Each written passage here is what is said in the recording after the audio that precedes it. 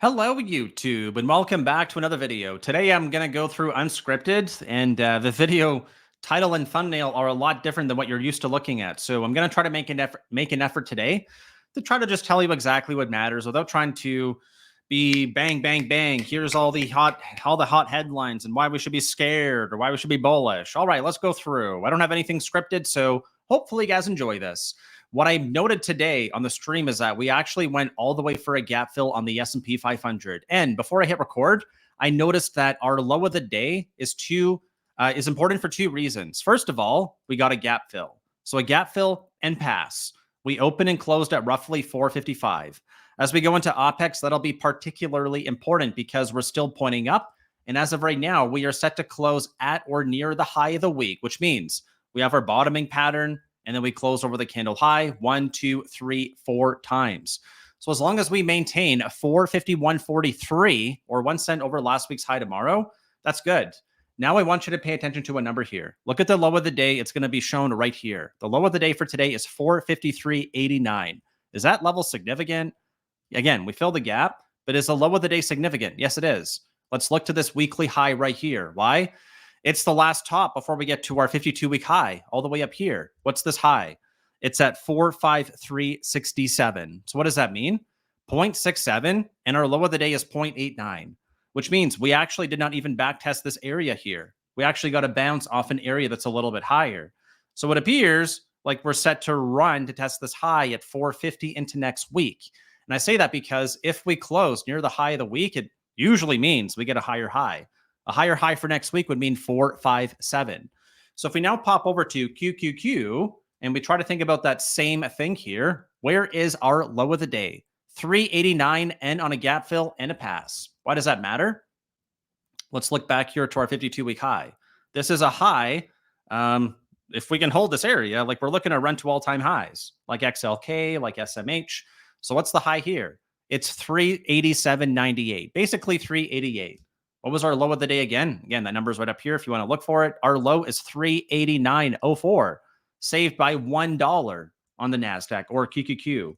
And for the S&P, it was saved by about 20 cents. So what does that mean? Exactly where we would expect to find buyers, we found buyers. And on the stream this morning, we spent a lot of time talking about how previous resistance, when it turns into support, we usually go higher. That's what I'm expecting. The resistance zone here got a pass, and we went higher. And we actually also ran a test because of NVDA. We went through this one today. We talked about how we have our relative highs, which is going to act as resistance. And then we identified a key pivot, which was yesterday's low, and did exactly what we thought it would.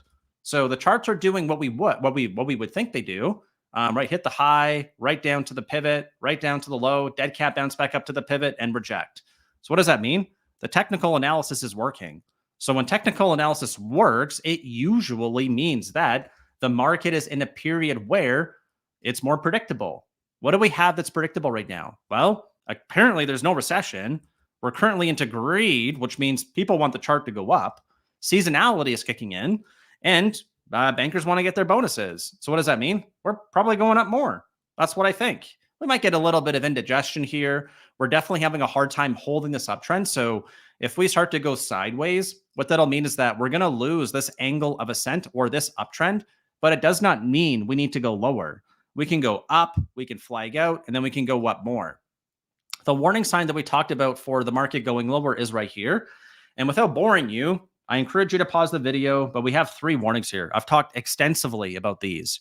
Yesterday, we talked about the only number that matters is 489. That's our 3rd warning. Before we get our 3rd warning, we're going to go through a daily lower low, and we're going to close below that low. So until we see this happen, I don't think we're going to go down. And then we're going to have to see that SH swing algo. As a reminder, we have our Black Friday sale on right now. But if this thing fires off between now and I don't know, like by Friday, I'll tell you guys. I've been sharing the stuff on the streams, and I'll continue to do that. And if we read the note here, since we're butting up against major resistance after a 10% rally in 15 sessions, and since we closed at the high of the week, we should get a higher high next week. So what does that mean? It'd be the same thing for next week. We're butting up against resistance or our 52-week high, which QQQ is already cleared, and SMH and XLK are already in new all-time highs, right? Resistance, currently acting as support. Will it hold? Hey, we'll find out tomorrow, right? That's the beauty of the market. We look over here to XLK, same thing. There's our previous all-time high. Man, it's booming. Record close on a weekly basis too. So until we actually see this here, scratch out daily and put in weekly. Weekly lower low with a close below the low. That's bearish on a weekly time frame. What's a warning for the monthly? Monthly lower low with a close below the monthly low. All right, below the previous low. So let's look at these patterns each one by one. And yes, I understand we're only focusing on a few charts, but I'm doing that on purpose. So what I want to do right now is spend 2 minutes. Let's do 1 minute each on the S&P and on the NASDAQ. And then I'm just going to scan through and see if there's anything else which is notable. Like we can see here, like Bitcoin is booming, right? Again, Ether's up. And that's on the back of Binance. And then we'll look at a couple of ETFs. And depending on how this video does, I will consider either keeping this format or changing the format. All right, here we go. Let's go to SPY. So on the daily chart, do we have a lower low? No. But now we know that after I went through and identified that we've got a gap fill here and we bounced off our previous high. Here it's at 453.67. So resistance is turning into support. So now if we get a daily lower low and a close below the low, that's going to mean a few things. It's going to mean that we're back below our resistance and we're going to be below the uptrend. Closing below 452, that would get me a little bit more worried because as we look here to the weekly chart, it means that we're at risk of actually falling back below last week's high, which would be a failed breakout. A failed breakout means that we make progress going higher, but then it gets washed out or sold off and we close below last week's high. That's usually a reversal signal. If we can identify one here, I'll show you what that looks like. That's a lower high. Actually, no, there's a failed breakout. So we get a 2-cent higher high and then the slam comes and that was the crash. So we don't want to see us fall back below 451. If we stay over resistance, it's bullish. Looking here at the monthly chart, all we have to do is hold on to that number of 439. If we remain over 439, we are set to close. Right now, we're currently over. We're set to close above that previous candle high.